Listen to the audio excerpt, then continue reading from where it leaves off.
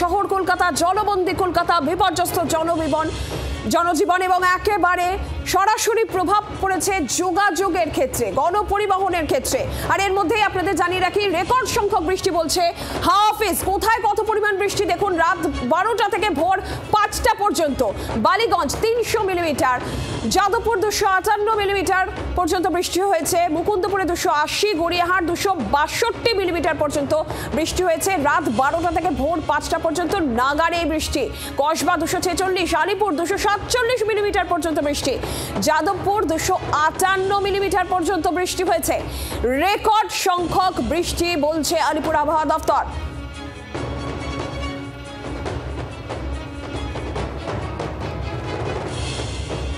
ভবানীপুরে 243, Santoshpur record সংখ্যক বৃষ্টি, কাকুরগাছে 256, New Town 234 millimetre. আর এই মুহূর্তে একবার প্রতিনিধিরা রয়েছেন সরাসরি আমাদের সঙ্গে। হাতিবাগান থেকে রয়েছেন আমাদের প্রতিনিধি নান্টু, রয়েছেন আমাদের সঙ্গে। আর এরই পাশাপাশি কিন্তু শ্রীভূমি স্পোর্টিং ক্লাব চত্বর, সেখান থেকে রয়েছেন আমাদের প্রতিনিধি সৌমেন ভট্টাচার্য। আমি প্রথমে হাতিবাগানের ছবিটা একটু জানার চেষ্টা করব। নান্টু রয়েছে, নান্টু কি অবস্থা, হাতিবাগানের কি অবস্থা?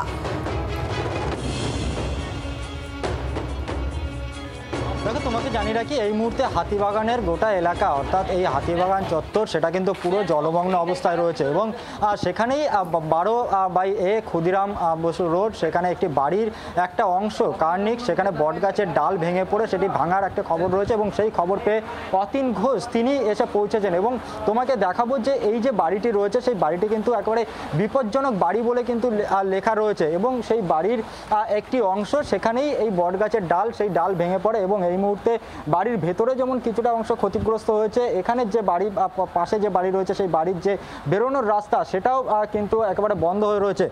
অতীন ঘোষ তিনি সকাল থেকেই বেরিয়েছেন পরিস্থিতি খতিয়ে দেখতে এবং এই মুহূর্তে সেই ভাঙা বাড়ি সেখানে তিনি এসে পৌঁছেছেন এবং তার কাছ থেকে একবার জানার চেষ্টা করব যে অতীনদা, হাতিবাগানের এই মুহূর্তে কি পরিস্থিতি এবং একটি বাড়ি ভাঙার তো সেখানে আপনি এসেছেন, কি দেখলেন?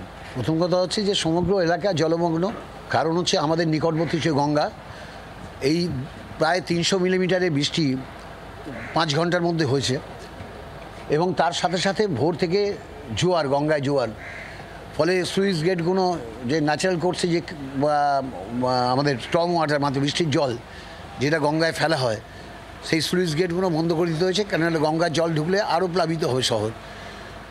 তো এই ঘন্টাখানেক আগে জোয়ারে গঙ্গার জলের লেভেলটা একটু নামার পর সুইচ গেটগুলো খোলা হয়েছে।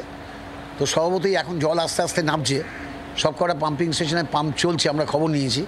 আর তার মধ্যে এই বাড়িটা অনেক দিন আগে বিপজ্জনক ঘোষণা করা হয়েছিল। এই বাড়িটি যিনি কিনেছেন সেই মালিককে বারবার ডেকে পাঠানো হচ্ছিল, তারা আসছে না, কিন্তু এইটা আমরা এই অসৎ গাছ একটা বাড়ির মধ্যে থেকে উঠেছিল এবং সেই কারণেই পুরসভার বিল্ডিং ডিপার্টমেন্ট অনেক দিন আগে এখানে বিপজ্জনক বোর্ড টাঙিয়ে দিয়েছে।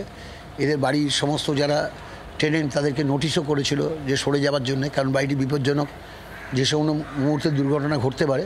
তো যাই হোক, দুর্ঘটনা ঘটেছে ভোরবেলা 5টা, 5:30টার সময় এটি ভেঙে পড়ে। আমাদের ফোরাম পথ দুর্গা উৎসবের কর্মকর্তা শাশ্বত বসু সহসভাপতি, তার বাড়িতেই ভেঙে পড়েছে।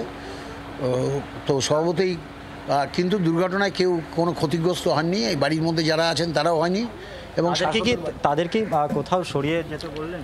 তাদেরকে তো বারবার বলা হচ্ছে, কিন্তু তারা বলছে আমাদের জায়গাটা বিপজ্জনক নয়।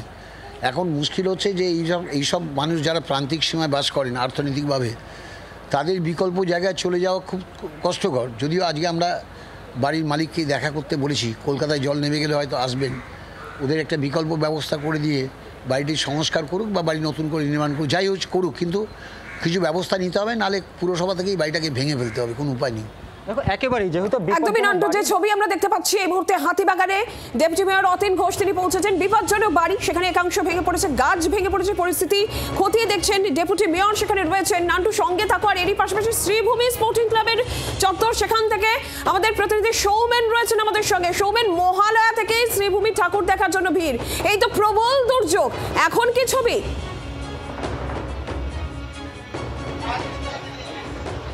দেখা একদমই তাই। মহালয়ার আগের দিন রাজ্যের মুখ্যমন্ত্রী মমতা বন্দ্যোপাধ্যায় তিনি কিন্তু এই পুজোর উদ্বোধন করেছিলেন এবং তারপর থেকেই সাধারণ মানুষের মধ্যে উদ্দীপনা কিন্তু প্রচণ্ড ছিল এবং আজ সেই ছবি যে রাত ভোর বৃষ্টি এবং তারপরেও প্রচুর মানুষজন, যে ছবি দেখাবো যে প্রচুর মানুষজন তারা কিন্তু দূর দূরান্ত থেকে ঠাকুর দেখতে আসছেন, কেউ বা হেঁটে এবং কেউ বা রিক্সা করে, এবং তারা যেমনটা জানাচ্ছে যে অন্য দিন এই সময়ে যে ভিড় তারা দেখছে এবং আজকে তারা কিছুটা ভিড় যাতে না হবে না সেই ভেবেই কিন্তু তারা চলে আসছে। এবং যেমনটা দেখা যাচ্ছে যে কেউ সুদূর কাকদ্বীপ থেকে এসছে, কেউ হাওড়া শিবপুর থেকে এসছে এবং প্রচুর মানুষজনের সাথে যাদের সাথে কথা হচ্ছিল তারা যেমনটা জানাচ্ছে যে প্রতি বছর শ্রীভূমির যে নতুনত্ব থাকে এবং তাদের যে আকর্ষণ থাকে এবং সেটা থেকে যাতে কোনোভাবে বঞ্চিত না হতে হয় তার জন্য কিন্তু এই বৃষ্টিকে উপেক্ষা করেই তারা পৌঁছে যাচ্ছেন মণ্ডপে। এবং সেই সামনে শ্রীভূমির মণ্ডপের সামনে ছবিটা দেখাবো যেখানে কিনা প্রায় হাঁটু সমান জল এবং চারদিকে আমি যেমন বলবো যে লেক টাউন সহ উল্টোডাঙ্গা থেকে নেমে আসতে গেলে